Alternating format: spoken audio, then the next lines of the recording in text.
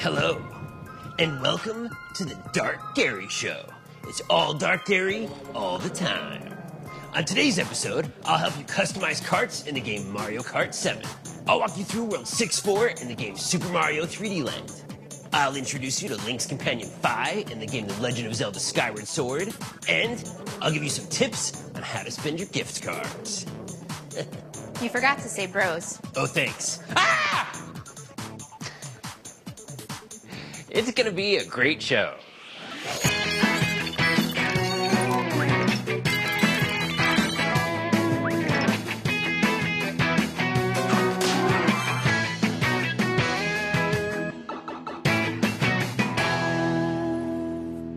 Struggling to get 3 stars at 150 cc's in Mario Kart 7? Or maybe you're just looking to get a leg up on your local multiplayer nemesis? Well, if you follow these tips for customizing your cart, you'll be roaring across the finish line in record time. First, ask yourself, what kind of racer are you? If you're always going off the track to find a hidden ramp or an item that can give you an edge, then you're what we call an off-roader. I recommend picking a light or light-medium racer like Koopa Troopa or Yoshi. For the cart, go with the Bolt Buggy Monster Tires combo. This gives you good speed and acceleration, and you'll also get killer off-road stats. Add on the Flower Glider for a little extra kick to acceleration, and you're ready to plow through all the grass and mud on your way to the finish line. Or maybe you like to stay inside the lines, keep your wheels on the pavement, and rely on power-ups and your wits to win the day. Then you're a well-rounded racer. Start off with a medium racer like Mario or Luigi for some balanced base stats. Pick the Blue 7 body with the slim wheels to augment that even stat distribution. The Super Glider will give you a little bit of extra weight to help hug those curves, and you'll have excellent handling to whip around the corners and zero in on your opponents. Or maybe you just want to feel the wind in your hair or on your shell as you rocket past opponents with a roaring engine. Sounds like you could be a speed demon. Get yourself a heavy racer like Bowser for a high speed stat and put him behind the wheel of the B-Dasher with monster tires. You'll lose a little bit on the handling end of things, but the increase to speed is totally worth it. And add the swooper for the glider to strike fear into the hearts of your opponents. Now you're fully equipped to zoom around the track, and thanks to Bowser's weight, knock other racers out of your way. What kind of racer are you? Find out today. Mario Kart 7 is in stores now. Super Mario 3D Land introduces some cool new enemies and obstacles to the Super Mario series. Today, we're going to take a look at one of our favorite levels, 6-4, and give you some tips for making it to the goal pole. These blocks are the main obstacle to this level. They appear and disappear with the rhythm of the music, and always in the same order: blue, yellow, red. The wallop is a new enemy this time around. It'll stay right in your path and jump when you do. But it takes a second to get up again, so you can use that moment to run around it. Time it right to jump up the stairs to these prongos, another new and aggressive enemy. Steer clear until after they launch themselves at you, and then you can jump on them or ground pound them. You can also take them out with 2 swipes of your Tanuki tail. To deal with this wallop, jump when it's on the opposite side of the platform to give yourself plenty of time to make it up these blocks. These 3 are stacked in the opposite direction. Don't let yourself be fooled. You can just jump to the yellow block, to the upper platform, and go out. Once you're outside, hit the checkpoint flag and jump between the blocks, avoiding that extra space. Once you hit the red ring, the red coins line up exactly where you need to jump to avoid the wallops. Run up these blocks and you'll come to the gauntlet. 2 rotating spiked poles and 2 sets of disappearing blocks. You can actually jump to the base of the pole to buy some time and grab a star medal, but that's the only one we'll show you. For the second set, use the music as your guide so you can keep your eye on the spiked pole. This is the trickiest part of the level. I wait until the pole is swinging away from me to make a move. One more to go. If you can, time your jump to the yellow block as the pole is swinging into the center. You can make it to the red block and the other side more quickly. And the last set of blocks takes you to the goal pole. And that's how you do it. Try out World 6-4 and all the other challenging levels yourself. Pick up a copy of Super Mario 3D Land now. Whether it's Navi in The Legend of Zelda Ocarina of Time, or Midna in The Legend of Zelda Twilight Princess, Link knows the importance of having an ally along in an adventure.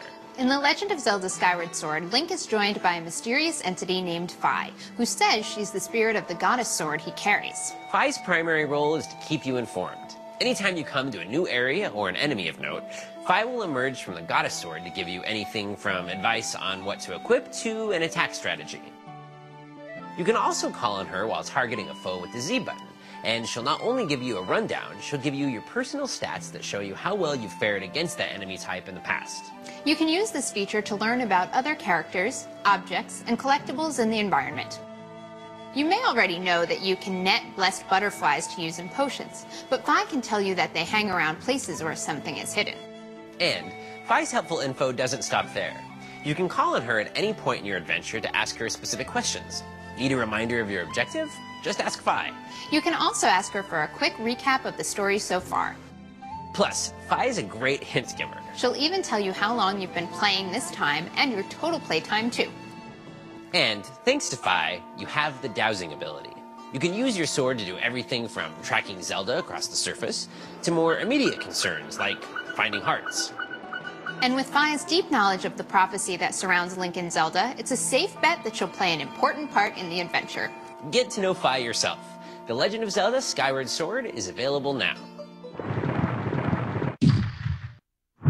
Every year, Allison and I like to send our relatives Wii Points cards, Nintendo DSi Points cards, Nintendo 3DS prepaid cards, and gift cards for the holidays. The best part is when they write us and tell us what games they got with them. Maybe they'll give you some ideas. This one's from my uncle, Commander Lance. He's on a very secret mission. Howdy, Nephew Gary. I was really happy to get those Nintendo 3DS prepaid cards. I used them to download games like Metroid 2, Return of Samus. She needs to explore a mysterious planet, upgrading weapons and honing her skills to defeat the evil aliens that threaten the universe. I'm also loving the game Push Mode. This little guy needs to push and pull segments of 3D puzzles around to build a platform and save trapped children. Yipes stripes! And the game Freaky Forms Your Creations Alive, where crazy-looking monsters come alive and run wild on a planet. Thanks again, nephew. See you next light year. That's a space joke. This is from my English cousin Penelope. She's very posh. Dearest Allison, your gift of Wii Points cards was simply delightful. The WiiWare game Moto Heroes is divine. It's like a combination of a side-scroller, platformer, and racing game. I'll take it over Polo any day.